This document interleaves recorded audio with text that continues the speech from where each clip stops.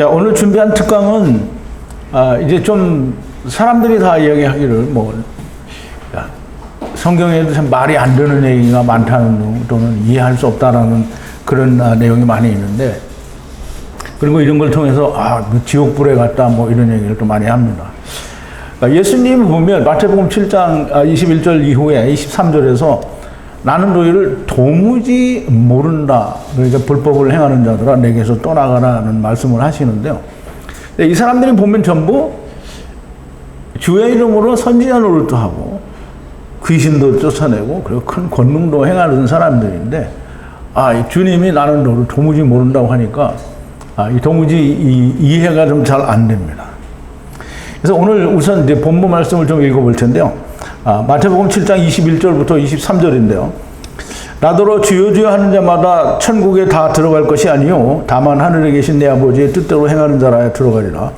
그날에 많은 사람이 나더러 이르되 주여 주여 우리가 주의 이름으로 선지자 노릇하며 주의 이름으로 귀신을 쫓아내며 주의 이름으로 많은 권능을 행치 아니하였나이까 하리니, 그때 내가 저희에게 밝히 말하되 내가 너희를 도무지 알지 못하니 불법을 행하는 자들아 내게서 떠나가라 하리라 그랬어요. 근데 이제 우리가 이 말씀을 좀 잘 이해를 해야 되는 게, 주의 이름으로 선지자도 하고 주의 이름으로 귀신도 쫓아내고 주의 이름으로 큰 권능도 행했어요. 정말 그런 사람들 많이 있거든요. 근데 주님이 그날에 가서 나는 너희를 도무지 알지 못한다라고 하는데, 그러면 주님이 모른다라는 사람은 과연 누구냐? 근데 우리가 그 사람들이 전부 성경에 의해서 풀지를 않고 다 자기가 원하는 대로 자기의 마음에 내키는 대로 풀어냅니다. 그래서 이제 21절에 있는 주님의 내 하늘에 계신 내 아버지의 뜻대로 행하는 자라고 그러는데, 하늘에 계신 내 아버지의 뜻을 성경에서 찾아야 되는데 전부 자기 생각에서 찾아요. 그러니까 무슨 이 교회를 가는 게 하나님의 뜻인가, 저 교회를 가는 게 하나님의 뜻인가, 아니면 이 목사를 따라가는 게, 아니면 저 목사를 따라가는 게, 별 이상한 데서 하나님의 뜻을 다 찾아요. 하나님의 뜻은 성경에 있지 자기의 머릿속에 있는 게 아닙니다. 그리고 성경에 뭐라고 했냐면, 이사야서 55장 8절과 9절에 보면 여호와의 말씀에 내 생각은 너희 생각과 다르며 내 길은 너희 길과 달라서 하늘이 땅보다 높음같이 내 길은 너희 길보다 높으며 내 생각은 너희 생각과 생각보다 높으니라 그랬거든요. 하나님의 생각과 땅의 사람의 생각은 달라요. 근데 항상 하나님이 하시는 일을 사람들은 땅의 걸로 풀어보려고 하니까 하나님의 말씀이 풀어지지 않는 거죠. 그러면 여기서 주여 주여 하는 자가 누구냐? 이제 누군 것 같아요? 주여 주여 하는 자가. 불법을 행하는 자요. 오늘 이제 결과를 보면 불법을 행하는 자가 맞죠. 그런데 이제 우리가 좀 더 우리가 공부하는 대로 쉽게 이해를 하려고 하면 자기가 원하는 하나님을 찾는 자들이 주여 주여 하는 자들입니다. 다 주여 주여예요. 그러면 이제 이스라엘은 하나님을 안 믿었어요. 여호와 하나님을 믿었어요. 그런데 무슨 하나님을 믿었냐면 우리가 금송아지 사건에서 알 수 있듯이 자기들이 원하는 하나님을 원하는 거예요. 그럼 이제 오늘날 교회도 그게 다르지 않거든요. 다 주여 주여 하고 주여 삼창하고 하늘에서 들리는지 어쩌는지 잘 모르겠는데, 하늘까지 들리라고 하나님이 귀 따갑게 주여 주여를 외치고 부른단 말이죠. 그런데 이런 사람들이 다 주여 주여 하는 사람이에요. 이 주여라는 말은 여기서 퀴리오스라는 말인데요. 퀴리오스는 구약에서는 아도나이드가 될 수 있고요, 엘로힘이 될 수 있고, 바알 혹은 남편 이런 뜻으로 사용이 됩니다. 그래서 퀴리오스는 하나님이라는 뜻인데요. 그러니까 모든 사람이 다 하나님을 부르죠. 하나님을 부른다고 해서 다 천국에 들어갈 것이 아니라 하나님의 지금 어디에 계신? 하늘에 계신 내 아버지의 뜻대로 행하는 자라야 된다고 그랬고요. 그러면 내 아버지의 뜻은, 그러면 이제 자기들이 하늘을 가봐야 될 거 아니에요. 하나님의 뜻을 알려면 어떻게 돼요?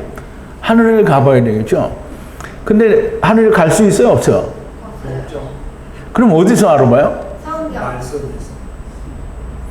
물론 성경이 맞아요. 성경이 맞는데 하늘에 계신 내 아버지의 뜻을 행하러 온 사람이 누구예요? 그 예수님의 말씀을 믿으면 되는 거잖아요. 그럼 예수님이 요한복음 6장에서 뭐라고 했냐면 요한복음 6장 40절에서 뭐라고 했냐면, 내 아버지의 뜻은 6장 40절이에요. 아들을 보고 믿는 자마다 영생을 얻는 이것이니 마지막 날에 내가 이를 다시 살리리라 하시니라 그랬어요. 그러면 지금 예수님이 내 아버지의 뜻을 따라 행하는 자고, 그 내 아버지의 뜻은 아들을 보고 믿는 자라고 했잖아요. 그럼 아들을 보고 믿는 자는 어떻게 되냐면 나중에 마지막 날에 내가 이를 다시 살려요. 그러므로 반드시 다시 사는 자가 아버지 뜻대로 행하는 자예요. 다시 살지 않는 자는 아버지 뜻대로 행하는 자가 아니고요. 아버지의 뜻은 뭐냐? 이게 우리가 되게 복잡하게 생각하면 뭐 하나님의 뜻은 막 굉장히 복잡할 것 같은데, 하나님의 뜻은 하나 복잡하지가 않고요. 하나님의 뜻은 뭐냐면 그냥 죄인을 구하는 게 하나님의 뜻이에요. 그러면 아들을 보고 믿어야 되잖아요. 아들을 보고 믿는다라는 말은 우리가 정말 이 앞전에 계속 다 배운 그런 거잖아요. 아들을 보고 믿는다. 그러면 아들을 뭘 믿어요? 그냥 부처님 믿듯이 예수님 믿어요. 이게 아니고, 예수님이 십자가에서 죽었으니까 나도 그걸 믿으면 나도 같이 죽어요. 그게 믿는 거예요. 그래서 아들을 보고 믿는 자는, 그 같이 죽은 자는, 그래서 예수님이 얘기하는 거잖아요. 나를 따르려는 자는 다 자기 십자가를 지고 자기를 부인하고 나를 따라야 된다라고 말씀하시는 거잖아요. 십자가는 뭐하러 지고 가요? 지고 가서 그냥 버릴 거면 뭐하러 지고 가냐고요? 지고 가서 같이 죽는 거잖아요. 그래서 예수 그리스도를 믿는다라는 말은 예수님과 함께 죽는 거예요. 그래서 사도 바울이 로마서 6장에서 얘기했잖아요. 예수 그리스도의 죽으심과 합하여 같이 장사되고, 그리고 그 그리스도의 부활과 연합하여 함께 새 생명 가운데 사는 거예요. 그 예수님도 새 생명 가운데 40일을 사셨어요. 40일 동안 뭐 했다고요? 하나님 나라의 일을 말씀하셨단 말이에요. 그럼 우리가 육체가 있는 동안에 뭘 해야 되는 거냐면 하나님 나라의 일을 말을 해야 되는 거예요. 근데 하나님 나라의 일을 말하지 않고 맨날 성경 한 구절 읽어놓고 세상 얘기하고 있으면 하나님 나라의 말을 하는 게 아니죠. 자, 이제 주여 주여 하고 주의 이름으로 선지자 노릇도 하고 귀신도 쫓아내고 큰 권능도 행하는 자는 누구인가? 그 사람이, 여러분 그거 했어요? 여러분이 주의 이름으로 선지자 노릇 했어요? 여러분이 귀신 쫓아냈어요? 물론 귀신 쫓아낸 사람이 있는지도 모르죠. 그러면 이 큰 권능을 했어요. 그러면 주여 주여 주의 이름으로 선지자 노릇 한다는 거는 하나님 말씀 전하는 일을 한다는 거잖아요. 그럼 이스라엘이 그거 했고요. 예, 이스라엘도 귀신을 쫓아냈어요. 그리고 병 고치는 것도 이스라엘이 했어요. 그런데 이 예수님이 그 자기들이 하는 건 시원치가 않죠. 근데 예수님이 와서 하시니까 뭐 병 고치는 것도 그렇고 뭐 모든 게 다 너무 그냥 확실하게 되는 거잖아요. 그리고 예수님이 고치면 다시 안 아파요. 물론 세월이 지나면 또 아프겠죠. 그런데 그게 우리가 생각하는 것처럼 다시 재발하는 게 아니라는 거죠. 다시 날고진 순서로 가는 거지. 그냥 이제 새거가 됐으니까 영원히 새거는 아니에요. 그러니까 눈을 뜬 사람이, 소경이 있던 사람이 눈을 떴어요. 그러면 영원히 다시 눈을 뜨는 게 아니라 나이가 늙으면 또 시력이 약해지고 또 뭐 소경이 안 되면 다행이지만 소경이 될 수도 있는 거잖아요. 자, 이제 여기서 주여 주여 주의 이름으로 선지자 노릇하고 귀신도 쫓아내고 큰 권능도. 그러니까 우리가 대표적으로 물론 이스라엘에 우리가 살아보지 않았기 때문에 그런 사람들이 어떤 사람들이 있는지 모르지만 오늘 사는 기독교인들은 그런 사람들이 정말 많은 걸로 볼 수 있어요. 인터넷에도 보면 뭐 이렇게 누가 해서 뭐 귀신도 쫓아내고 그리고 뭐 병도 고쳤다고 하고. 그러니까 이제 보세요. 선지자 노릇하는 거. 이게 하나님 말씀 전한다고 하는 사람이 얼마나 많으냐고요. 그 주의 이름으로 선지자 노릇하는 거죠. 그리고 귀신도 쫓아내요. 그럼 이제 우리나라에 그 대표적으로 귀신 쫓아내는 교회가 몇 군데 있죠. 또 귀신도 쫓아내고 큰 권능도 행한다는데, 그 권능을 행한다라는 말은 많은 사람의 병을 고쳐요. 근데 얼마 전에 돌아가신 그 목사님도 뭐 그 집회에서 기도하면 그 안에 있던 사람들이 낫는 사람들이 정말 많아요. 그리고 큰 권능을 하잖아요. 대한민국에서 제일 큰 교회도 짓고, 뭐지, 그분도 큰 교회를 지었지만, 이제 서초동에 또 진짜 큰 교회도 지었잖아요. 이게 큰 권능을 행하는 거잖아요. 정말 권능이에요. 이게 권능이 아니면 어떻게 그런 거 하겠어요? 그런데 이 사람들이, 주님이 뭐라 했어요? 나는 너희를 도무지 알지 못한다. 불법을 행하는 자가 떠나가라. 그래서 그러면 이 사람들이 다 주의 일을 한다고 했는데 불법을 행했다. 예수님이. 그 불법을 행했다라는 말은 무슨 말일까요? 네. 불법이라는 말은 법을 어겼다라는 말이에요. 그럼 이제 우리가 세상을 살면서도 교통법규를 어기면 법규를 어겼다라고 하는 거잖아요. 여기서 불법이라는 말은 율법을 범했다라는 말이고요. 자, 이제 우리가 야고보가 한 말을 좀 잘 이해를 해야 되는데요. 야고보가 뭐냐면 온갖 율법을 지키다가 하나를 범하면 다 범한 자가 된다고 했어요. 그래서 야고보서 2장 20절에 보면 누구든지 온 율법을 지키다가 그 하나에 거치면 모두 범한 자가 되나니라고 했어요. 그래서 율법은 그러니까 이제 우리가 보세요. 11조 내야 된다라고 하고 11조를 내면 자기가 하나님의 백성이 된 때부터 죽는 날까지 내야 되잖아요. 그러니까 자기가 하나님의 백성이라고 이제 예수 믿는다고 한 때부터 죽는 날까지 내는 사람이 있어요? 그럼 이제 사업이 잘 안 됐어. 그래서 한 번 빼먹었어. 그러면 11조를 잘 바친 거예요? 못 바친 거예요? 못 바친 거죠. 그럼 이제 사업이 잘 돼서 잘 바쳤는데 어느 날 왕창 망해가지고 11조 바칠 돈이 없어요. 내가 먹고 살 것도 없는데 11조 어떻게 바쳐? 그래서 못 냈어. 그러면 11조를 그냥 범한 거예요. 그러면 11조는 지금까지 지킨 게 멀쩡 도루묵이 되는 거잖아요. 자, 이제 율법을 범한다라고 하는 것은 무슨 말이냐? 이게 율법을 범한다라는 말은 율법을 잘 지키다가 어떤 한 조항을 우리가 범했다. 이걸 율법을 범했다라고 하는 게 아니고요. 율법을 범했다라는 말은 이게 우리가 율법이 우리에게 요구하는 게 뭔지를 좀 잘 알아야 돼요. 율법이 우리에게 요구하는 게 뭐예요?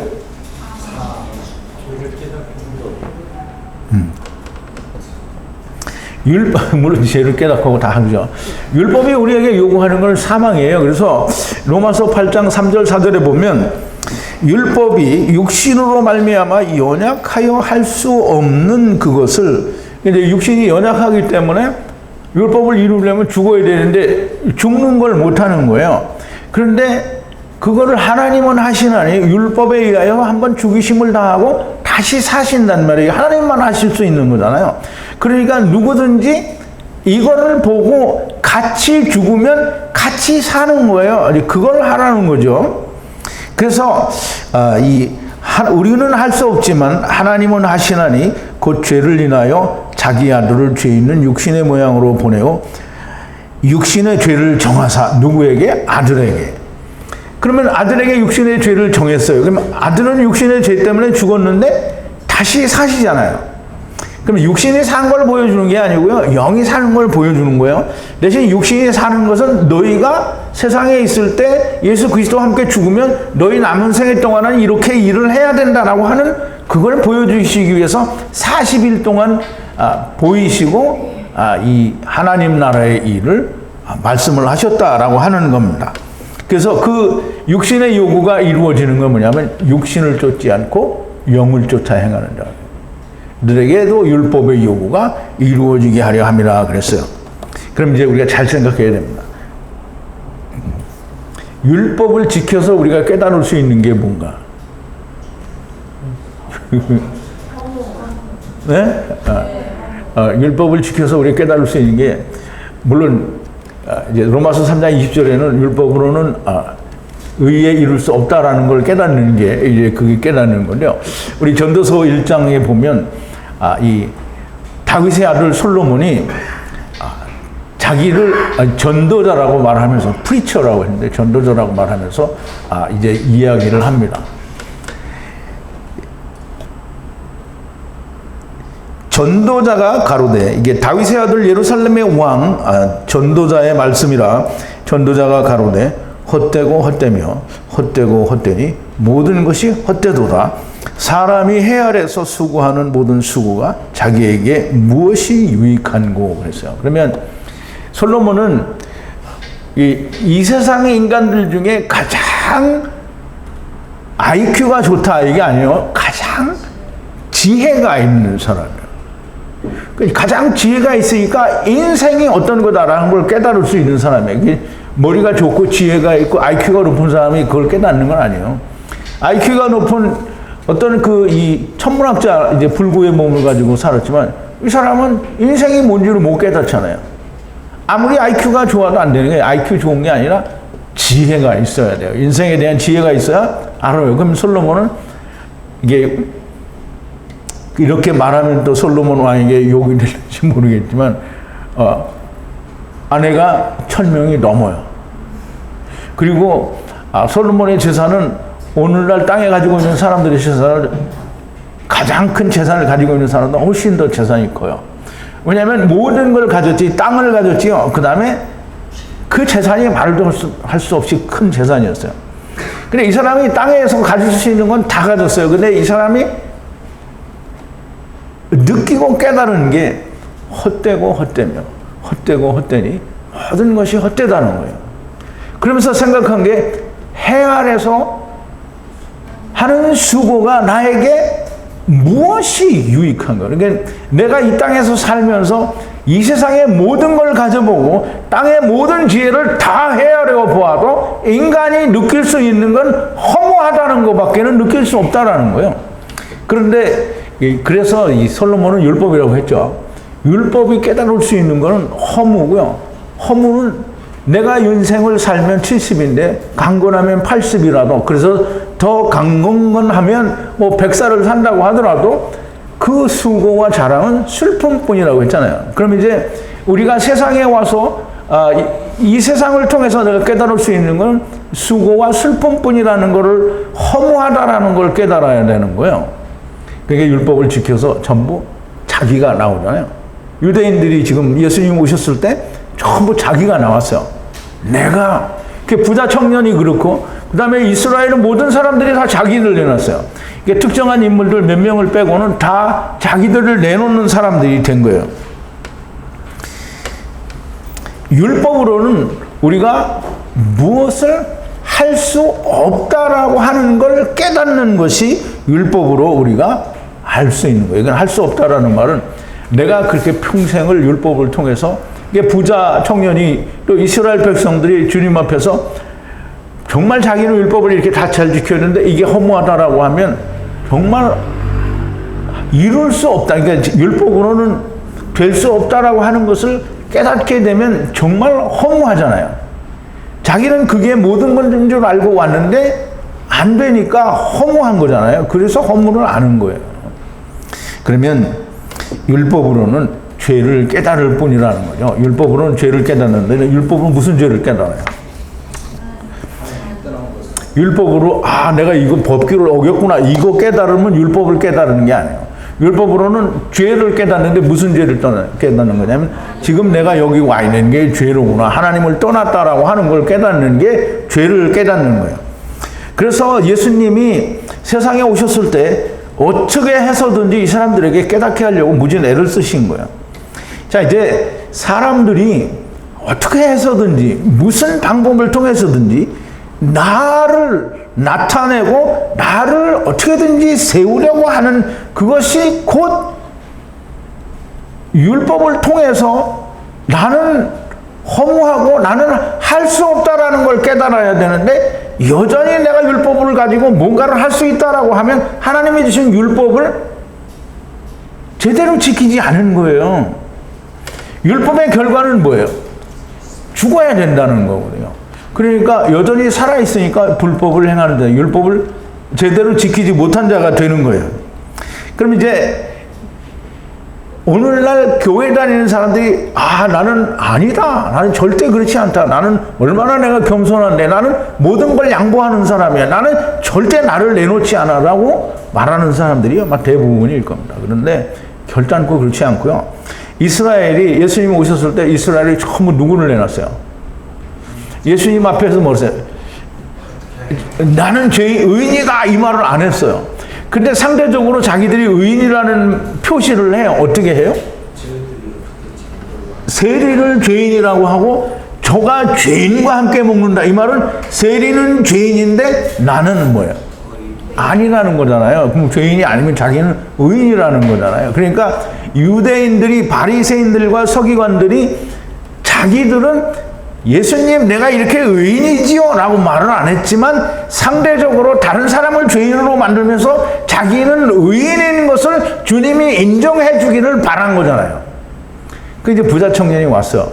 부자 청년이 와서 어떻게 해? 선한 선생님이 어떻게 해 영생을 얻겠습니까? 그러니까 예수님이 너 율법을 잘 지켰으니까 이제 넌 영생이야 이렇게 얘기했어요? 이제 율법을 잘 지킨 부자 청년이에요. 근데 다시 율법을 지키라고 하잖아요. 그러면 뭐예요? 율법을 잘못 지켰다는 거잖아요.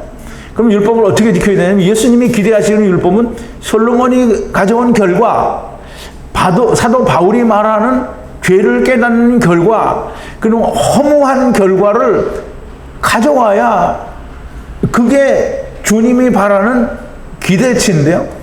이 사람들은 전부 와서 자기를 내놓으니까 예수님이 할 수 없이 그럼 이제 3년 동안 내내 이야기를 하는 거예요. 너희가 이 여자를 보고 마음의 음욕을 품으면 이미 간음했다. 여자를 보고 음욕만 품었어요. 그런데 간음을 한 거래. 그 형제를 그냥 미워했어요. 그러면 네가 살인한 거와 같다는 거예요. 그러면 네가 오른손이 범죄를 하면 오른손을 뽑아라. 그리고 오른손이 범죄를 하면 오른손을 잘라라. 그니 그거 다 자르면 어떻게 하세요? 오른손 자르면 왼손도 잘라야 되고, 그러면 다 자르고 나면 범죄를 안 해 또 해요. 다 잘라야 돼요. 3년 내내 예수님은 이스라엘을 책망하시다가 나중에는 너희는 독사의 새끼들이라고 그렇게 책망을 했어요. 물론 요한복음 8장에서 이미 너희는 너희 아비 마귀에게서 났다라고 이미 선포를 하셨어요. 그런데 해도 안 들으니까 뱀들아 독사의 새끼들아 너희들에게는 화가 있을진저라고 얘기를 했단 말이에요. 그러면 이제 예수님이 왜 이렇게 저주를 퍼붓냐는 거예요. 자, 이제 예수님이 그렇게 이스라엘과 이 바리새인들과 서기관들에게 저주를 퍼부으면서 예수님이 왜 그런지 말씀을 안 하신 게 아니에요. 예수님이 마태의 집에 가서 먹을 때 사람들이 뭐라 그랬어요? 저가 죄인과 함께 먹는다.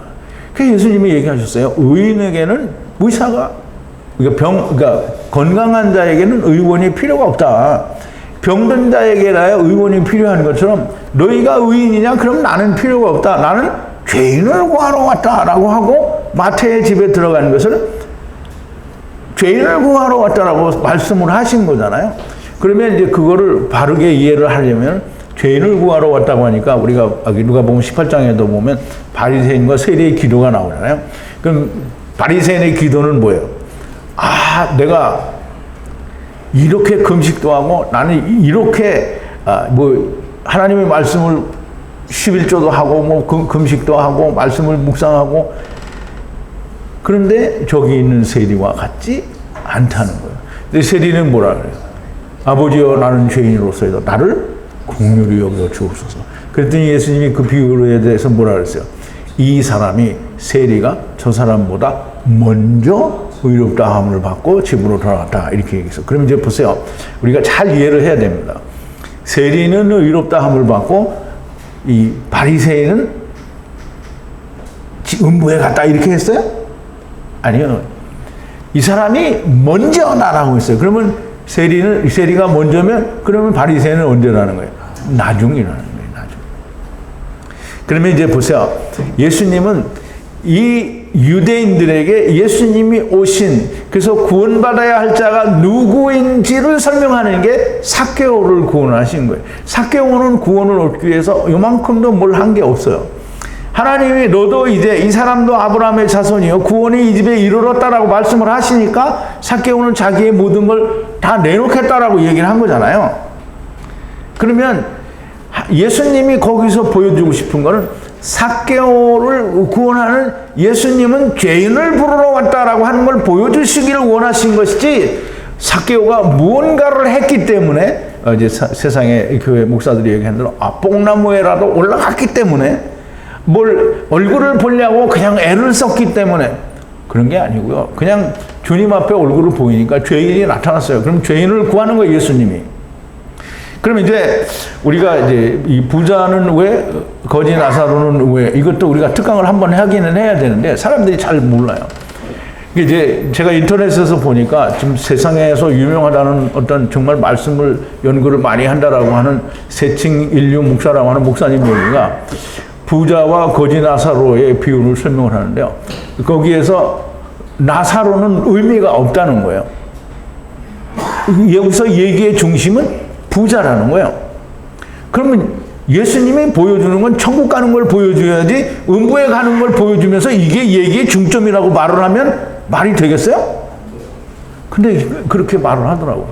그럼 성서학당에서 그렇게 가르쳤는데요. 성서학당에서 오는 강사 목사님 중에 한 분이 그렇게 가르쳤단 말이에요. 거지 나사로는 이거는 이름은 있지만 이게 나사로가 이름이 무슨 뜻인지도 모르는 거예요. 그냥 나사로는 이름은 있지만 이 사람은 그냥 아브라함의 품에 가는데 그게 아브라함 품에 간 게 중요하지 뭐가 중요하겠어요? 근데 그건 안 중요하고 음부에 간 부자가 이 얘기의 중심이라는 거예요. 그러면 예수님은 하나님 나라로 가는 그걸 보여주러 오신 것이지 음부에 가는 걸 보여주러 온 거예요? 그러니까 참 너무 한심하더라고요. 보세요. 나사로는 아까 강의에서도 얘기를 했지만 엘 에세르. 이제 헬라어로는 나사로인데요. 히브리어로는 엘 에세르예요. 그러면 하나님의 도우심이 필요한 존재라는 거죠. 그게 무슨 말이냐면 그게 아담 안에서 나온 모든 돕는 배필이 그게 내게 두고요. 그게 엘 에세르예요. 그러면 나사로는 하나님의 도우심을 필요로 하는 그러니까 아무것도 자기는 할 수 없는 사람, 이 사람을 하나님이 구원하신다라고 하는 걸 보여주기 위해서 나사로를 구원하신 거고요. 그걸 통해서 하나님이 너희를 구원한다라고 하는 그 말씀을 보여주시는 건데요. 사람들은 나사로의 구원이 중요치가 않고요. 세리의 구원이 중요치가 않아요. 어떻게든지 내가 뭘 해야 돼. 어떻게든지 뭘 해야 돼, 자기가. 그래서 내가 이제 전에도 얘기했지만 교회에 다니는 사람들은 뭐 100이면 100사람이 매일 회개를 해요. 매일 못하면 금요일 날 와서 몰아서 탁 눈물이 콧물이 되도록 그렇게 회개를 한단 말이에요. 그러면 회개를 하면 누가 회개를 하는 거예요? 그러면 자기가 자기를 회개하면 그 죄가 누가 씻어줘요? 아니, 하나님이 안 씻어줘요. 하나님은 씻어줬어, 이미. 근데 자기가 또 씻는 거예요. 그러면 회개를 하는데 사람들의 회개를 하는 이유가 뭐냐고요. 우리가 잘 생각을 해보자고요. 교회 다니는 사람들이 자기 회개를 하는 이유가 예수님이 다 가져가셨어. 예수님이 싹 가져갔으니까 이제 우리는 회개를 안 해도 돼. 그러면 뭐라고 그래요? 야, 빈대도 낯짝이 있고 그렇지 어떻게 그렇게 할 수가 있냐. 안 된다. 그래서 회개를 해서 나를 조금 이렇게 깨끗하게 해야 된다는 거예요. 회개 많이 하면 깨끗해져요? 그러면 내가 회개를 많이 하면 하나님 앞에 체면이 서요? 그러니까 낯짝이 있지 어떻게 그렇게 하냐? 이건 뭐냐면 누구 낯짝이에요? 하나님 얼굴이에요? 자기 낯짝이 자기 낯짝. 자기 낯짝 세우려는 거잖아요. 그럼 회개는 왜 하는 거예요? 자기 낯짝 세우려고 하는 거예요. 회개해서 죄가 씻어지지도 않고요. 회개한다고 하나님이 그거 받아주는 것도 아니고 하나님 벌써 했는데 뭘 자꾸 하고 있어. 그러니까 내가 회개를 자꾸 하면 내가 이 말을 하잖아요. 그러면 아멘 이렇게 하면 좋은데 그래도 어떻게 자기가 죄를 졌는데 자기가 지은 죄를 어떻게 안 하느냐. 그러니까 예수님이 원죄는 다 가져갔으니까 자범죄는 회개를 해야 된다는 거예요. 아니 세상 죄를 다 가져갔다는데 무슨 자범죄가. 세상 죄는 태초부터 정말까지의 죄를 다 가져갔어요. 그러니까 앞으로 태어나서 지을 사람들의 죄까지 다 가져간 거예요. 그런데 어떻게 이게 낯짝이지 그렇게 그냥 맨질맨질하게 그냥 홀라당끔 이렇게 가냐. 나는 나를 의인이라고 말할 수 없다는 거예요. 의인이라고 네가 말할 수 없으면 너는 의인이 아닌 거죠. 의인이 아닌 사람은 어딜 가야 돼요? 부자를 만나러 가야 되겠죠. 부자하고 악수하고 허그하고 막 거기서 입도 맞추는 거죠. 너 이래서 왔니? 나 이래서 왔어. 그러니까 입을 맞추는 거예요, 서로. 너무나 명확하게 하나님은 죄인을 구하러 오셨다. 그러니까 죄가 있는 자를 구하러 오셨다고 하니까 그래서 율법이 죄를 깨닫게 하는 거예요. 그러니까 율법으로 말미암아 나는 할 수 없고 나는 아무것도 이룰 수가 없고 나는 평생을 들여서 내가 해봤는데 안 되더라. 가망이 없더라. 이건 정말 허무하고 허망하다라고 할 때 하나님이 오시는 거예요. 그럼 하나님은 중심을 보시는데요. 사람이 자기가 막 열심히 했는데 이게 난 아무리 해도 안 되는구나 라고 하는 걸 깨달으면 주님이 오시길 기다려야지 자기가 먼저 자기를 죽여버리면 안 되는 거예요. 절대 그런 일은 있어서는 안 됩니다. 여러분, 이스라엘을 무화과에 비유를 하잖아요. 무화과 나무가 이스라엘을 대표하는 거고요. 무화과의 열매를 보면 무화과가 맺는 열매처럼 이스라엘이 열매를 맺어야 됩니다. 이게 무화과라는 말은 우리말로 한문이죠. 없을 무자에다 화, 꽃이 없는 과일이라는 얘기예요. 근데 꽃이 어디에 있냐면 그 꽃받침이 이렇게 다 돼 있는데 그 열매 껍데기에 그게 꽃받침이라고. 그 안에 꽃이 피어서 그 꽃이 열매가 되는 거예요. 열매는 어디에 맺냐면 그 안에 무화과라고 하는 그 안에 열매가 맺는 거예요. 그러면 하나님이 이스라엘을 무화과에 비유를 하신 거는 율법을 잘 지켜서 열매를 맺으려면 그 열매가 어디에 맺혀져야 되냐면 자기 안에 맺혀져야 되는 거예요. 그래서 자기 안에 뭐로 맺혀지냐? 허무로 맺혀져야 되는 거예요. 그래서 허무는 뭐냐면 내가 아무리 해보니까 나는 죄인이 될 수밖에 없다. 그러니까 허무하잖아요. 허망한 거잖아요. 그러니까 그 허무를 내 안에 맺으면 사람들이 봐요, 못 봐요? 나는 허무해. 그래서 손을 들고 세상에 나팔을 불고 나는 허무하다, 나는 허무하다. 이렇게 나팔을 불고 생기면 사람들이 저놈은 허무하구나 이렇게 이해해요? 그러니까 사람들이 저놈은 허무하구나 이렇게 이해하면 그게 무슨 의미가 있어요? 하나님이 보시고 쟤는 허무를 알았구나. 이거를 하나님의 심정을 보시면 무조건 하나님이 오십니다. 어떤 이제 선교사처럼 베드로전서에 보니까 예수님이 육체로는 죽이심을 당하고 영으로는 살리심을 받아서 옥에 있는 영들에게 전파했다. 그러니까 거기 복음을 전파하러 갔다. 죽은 자들에게도 복음이 전파가 된다. 이렇게 얘기를 하더라고. 그러면서 그 얘기를 하면서 하나님이 이거를 내가 1년 전에 알았는데 하나님이 이거를 말을 하지 말라고 해서 안 했대요. 그런데 그 인터넷에서 그 동영상을 올리기 얼마 전에 주님이 이제 이거를 해라 이렇게 얘기를 했대요. 그래서 그 얘기를 하는 거예요. 근데 이제 우리는 베드로전서 3장 18절 이후에 있는 얘기가 복음 전파가 아니잖아요. 그죠? 거기는 침례의 끝이란 말이죠. 노아 시대 때 죽은 사람들에게 죽었으니까 생명을 주는 거예요. 예수님이 영으로는 살리심을 받았으니까 살리심을 전한 거거든요. 복음을 전한 게 아니에요. 그러니까 이제 모르니까 이걸 또 하나님이 대화도 잘해요. 하나님이 자기가 막 하나님은 전능자잖아요. 막 울고 불고 이렇게 연병을 떨었더니 하나님이 그걸 알려주셨다는 거예요. 하나님이 이 성경책에 이미 2000년 전에 거기에 있었는데 그걸 자기가 성령이 없어서 못 깨달았고 지금도 성령이 없어서 헛소리를 하는 거잖아요. 그걸 깨달아서 알려준다는 거예요. 정말 사람들이 이해를 못하면 안 됩니다. 이게 하나님의 말씀을 우리가 듣고 그냥 내 생각으로 내가 느끼는 대로 막 하나님이 이렇게 하신다라고 말을 하는 것은 정말 하나님과는 전혀 상관이 없는 일을 하게 되는 겁니다.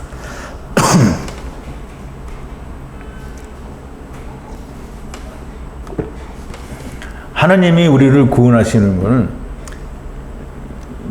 여기 있는 분들하고는 자꾸 이 얘기 해봐야 복습하는 거고 반복하는 거니까 이제 여러분들은 다 문이 끄떡끄떡 하시겠지만 이게 특강으로 지금 유튜브에 올려놓는 거니까 이걸 모르는 사람들이 듣고 깨닫기를 바라는 건데요. 근데 이제 주여 주여 하는 자마다 다 천국에 들어갈 것이 아니고 내 아버지의 뜻대로 해야 된다라는 말은 내가 죄인이어야 한다라는 거예요. 내가 하나님 앞에 나는 어쩔 수 없는 죽을 수밖에 없는 죄인이다. 그냥 그래 나 맞아 죽을 수밖에 없는 죄인이다 이렇게 말을 하는 게 아니고 심중에 정말 나는 그것 때문에 어떻게 살고 싶은데 도저히 살 가망이 없다라고 하는 것을 느끼는 사람이 주님의 뜻을 보게 되고 만나게 되는 거예요. 그러면 교회 다니는 사람 치고 내가 다 죄인이야 이렇게 말하지 않는 사람 뭐 있어요? 그런 죄인이 아니고요.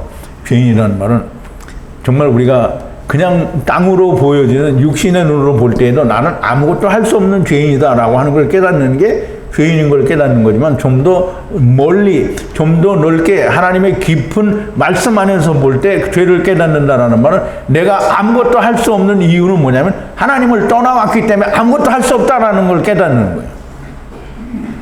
그걸 깨닫는 게 허무한 거예요. 그걸 깨닫는 게 죄를 깨닫는 거예요. 그래서 아버지를 따라서 세상에 왔는데 보니까 나는 아무리 내가 하나님을 찾아서 내가 원하는 하나님을 찾아도 율법을 아무리 잘 지켜도 안 되더라 라고 하는 그걸 깨닫는 게 죄를 깨닫는 거고요. 하나님을 떠난 걸 깨닫는 거가 되는 겁니다. 하나님은 그렇게 아무것도 할 수 없는 엘 에세르 곧 예수 그리스도의 표상이신 첫사람 아담이 데리고 오신 모든 네게드들 물고기, 새, 짐승, 사람, 여자. 이제 우리는 남자니까 우리는 아닌가 보다. 물론 이제 지금 여러분들은 아닐 수 있어요. 그런데 모든 사람은 다 여자예요. 모든 사람은 다 물을 깃는 사람이에요. 어디에서? 부엘셰바에서 물을 깃는데 무슨 물을 길어요? 안식의 물을 깃는 사람. 7 암양에 있는 물을 깃는 사람들이에요. 그러면 그걸 건지면 뭐 예수님을 만난 거잖아요. 그러면 예수님을 만났으면 리브가가 되는 겁니다. 자, 이제 오늘 특강을 좀 정리를 해보겠습니다. 우리의 구원은 우리가 할 수 있는 게 요만큼 없고요. 전적인 게 우리가 이제 하나님이 도우신다라고 하니까 사람들은 내가 회개를 한 수천만 개를 회개를 하면 내가 이만큼 이뤄놓으니까 여기서 하나님이 이만큼 나를 도와주시는가 보다 이렇게 생각하는 건데요. 인간은 아무것도 할 수 없어서 하나님이 도와주는 거잖아요. 그럼 아무것도 할 수 없는데 내가 뭘 하겠어요? 하나님의 도우심은 100% 하나님이 하시는 거예요. 내가 뭘 하는 게 있다고 생각하면 그러면 하나님의 구원의 은혜를 깎고 쳐드신 거예요. 나는 아무것도 할 수가 없어요. 그래서 하나님이 100% 우리는 이제 도와준다 그러면 열심히 하고 있어요. 옆에서 막 도와주는 거를 도와준다 그러죠. 하나님의 도우심은 그게 아니에요. 100% 하나님이 다 해주는 거예요. 나는 못해. 못하니까 하나님이 하는 거잖아요. 근데 사람들은 뭐라 하냐면 내가 이만큼 해야 그래도 하나님이 좀 쉽게 나를 구원해줘. 정말 얼마나 똥같은 소리를 하고 있는 거예요. 자, 이제 하느님의 도우심, 곧 하느님의 아들 예수 그리스도의 죽으심으로 하지 않고 어떻게든 자기를 내세우고 자기의 체면과 자기의 얼굴을 나타내기 위해서 힘을 쓰고 그거를 어떻게든지 해보려고 하는 이런 사람들을 주님이 뭐라 하냐면 나는 너를 도무지 모른다라고 하는 거예요. 그리고 우리가 이 땅의 눈으로 보아도 불법을 행하는 자들은 율법을 가지고 있으면서 그걸 범하는 자가 불법을 행하는 자예요. 예수 그리스도 안에 있으면 율법을 가질 필요가 있어요? 없어요? 없어요. 그래서 갈라디아서 4장 10절에서도 사도 바울이 얘기하잖아요. 갈라디아 교회에게. 너희가 삼가 해와 날과 달과 절기를 지키니 내가 너희를 위하여 수고한 것이 헛될까 하노라 하는 거잖아요. 그러면 뭘 지킨다라는 말은 다 헛된 거가 되는 거예요. 예수 그리스도 안에 있으면 날에 속한 자가 아니고요. 자기 일을 쉬는 안식에 들어간 자가 되는 겁니다. 그런데 뭘 지켜요? 지키긴. 자, 이제 주님은 이스라엘에게 이것을 깨닫게 하시려고 3년을 가르쳤어요. 그러나 3년 내내 가르쳤음에도 불구하고 듣지 않음으로 멸망을 당한 것입니다. 주님이 모른다. 나는 너를 도무지 모른다. 이러면 어디로 갈까요? 부음을 해야 되겠죠. 네. 음부로 가야 됩니다. 이제 거꾸로 하면 꼭 구음이 되어 죽는 거가 되잖아요. 예. 어쨌든 주님이 나를 모른다 그러면 부자가 간 데를 가는 거예요. 왜냐하면 부자는 뭐 어떻게 했어요? 죽었는데 음부에 갔잖아요. 그럼 주님이 모른다고 하니까 음부로 갔지. 주님이 너를 알아 이렇게 하면 어디로 갔어요? 아브라함 품으로 가겠죠. 그래서 이제 아브라함 품에 간 나사로는 뭐예요? 주님이 나는 너를 알아라고 해서 간 거잖아요. 근데 아브라함 품을 그 목사는 거기가 천국이 아니고 뭐 어쩌고 저쩌고 이렇게 이야기를 하는데, 아브라함 품은 예수님이 품이라는 그 말 자체는 예수님이 하나님의 그 품 속에 독생하신 하나님이 나타나셨다라고 할 때 그 아버지의 품과 이 아브라함의 품은 같은 품을 써요. 그러면 우리가 창세기에서 배울 때 아브라함은 하나님이라는 우리가 말씀으로 여러분들이 배웠어요. 아브라함의 품은 하나님의 품입니다. 하나님의 품에 있다가 우리가 이 첫째 부활, 즉 하늘의 집을 입게 되는 것이고, 아브라함의 품은 하나님의 품입니다. 자, 이제 어떻게 해든지 자기를 내세우려고 하고 그거를 보이려고 하는 것은 결국은 주님이 나는 너를 모른다라고 하는 그런 사람이 되고요. 자기가 원하는 하나님을 찾는 자가 되는 거예요. 그래서 이 아모스 5장 25절에도 보면 이스라엘이 광야에서 40년 동안 희생과 예물을 드렸어요. 40년이라는 말은 물론 횟수로도 40년이지만 이스라엘의 평생 동안에 결국은 자기가 원하는 하나님을 찾는 희생과 예물을 드리게 된다라는, 물론 광야 40년 동안 그렇게 했어요. 근데 이스라엘에서도 이들이 가진 40년 동안, 그럼 이스라엘의 모든 사람들이 자기의 인생 동안에 거의 100% 자기가 원하는 하나님을 찾았어요. 그래서 자기가 원하는 하나님께 희생과 예물을 드리니까 하나님이 뭐라고 하시냐면 너희가 내게 희생과 예물을 드린 적이 있느냐라고 해요. 그럼 하나님이 드린 적이 없다라고 하는 거는 받은 적이 없다는 거잖아요. 하나라도 받은 게 있으면 받았다고 하시겠죠. 하나님은 거짓말 하시는 분이 아니니까. 자, 이제 주님이 모른다고 하시면 우리는 음부, 세상이 말하는 지옥은 없습니다. 그러므로 지옥에 가는 게 아니라, 지옥은 사람들이 본 지옥은 다 가짜고요. 사람들이 보고 온 천국도 다 가짜입니다. 오직 성경에서 말하는 죽은 자에 가는 것은 세월인데요. 세월을 막벨라 굴로 나누어서 지금 이중으로 된 아브라함 품과 음부로 나누어서 그렇게 설명을 하시는 거예요. 그래서 모든 죽은 자, 육체를 가졌다 죽은 자는 다 400세계를 낸 거고요. 그 사람은 이후여하를 불문하고 음부로 가야 되는데요. 아브라함 품이든지 부자가 간 음부든지 가야만 됩니다. 이제 여러분들도 다 썩어서 문드러질 육체, 그거를 어떻게든 그 육체의 얼굴을 세우려고 하는 그런 사람이 되지 말고 주님의 이루심을 그냥 믿으시면 됩니다. 그러면 나는 너를 도무지 모른다라는 말을 듣지 않습니다. 우리가 나는 너를 모른다라고 하는 얘기를 누가 마태복음 25장에 보면 이 다섯 처녀, 슬기로운 다섯 처녀, 미련한 다섯 처녀의 비유에도 나오는데요. 나는 너를 모른다라고 하는 말은 율법에 의해서 자기가 죄인이라고 하는 걸 깨닫지 못했다는 거예요. 근데 그 말은 뭐냐면 성령이 오시지 않았다는 얘기가 되는 건데요. 뭐 어차피 지난번에 한번 말씀을 드리기도 했고요. 또 마태복음 언제 강의할 때가 있으면 또 강의를 드리겠지만, 주님이 모른다라는 말은 주님의 뜻대로 하지 않았다라는 말이고요. 하늘에 계신 내 아버지 뜻대로 하지 않았다라는 말이에요. 그러면 이후여하를 불문하고 다 음부로 가게 되겠습니다. 그럼 이제 세상 사람들의 큰 걱정이나 또 어떤 궁금한 점이 그건데요. 예수님을 증거받을 수 있는 그런 기회조차 없던 사람들은 다 어떻게 되느냐. 그것도 제가 언젠가 특강을 통해서 여러분들에게 설명을 드리겠습니다. 이미 세월에 대해서 설명을 드렸고요. 막벨라 굴에 대해서도 설명을 드렸고, 부자에 대해서 설명을 할 때도 충분히 설명을 드렸는데요. 여전히 세상은 그 설명에 대해서 냉담하고요. 그냥 여전히 자기가 원하는 질문을 또 하고 자빠졌는 거죠. 분명히 세월을 얘기할 때 세월에서 다시 배우게 된다라고 말씀을 드렸어요.